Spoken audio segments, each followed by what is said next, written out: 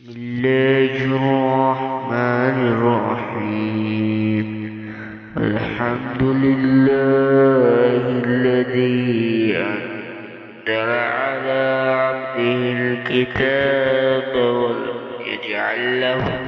عوجا قيما لينذر بأسا شديدا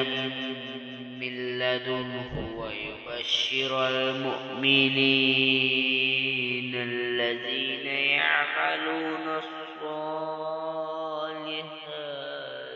أن لهم أجرا حسنا ماكثين فيه أبدا وينذر الذين قالوا اتخذ الله ولدا ما لهم به من علم ولا لآبائهم كبرت كلمة تخرج من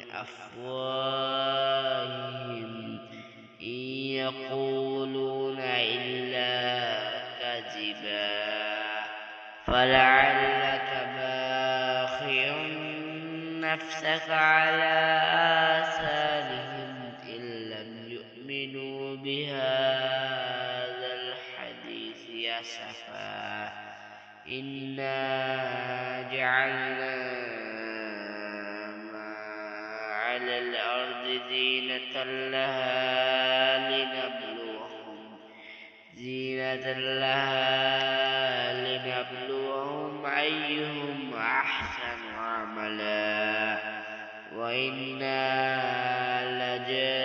لجاعلون ما عليها صعيدا جرزا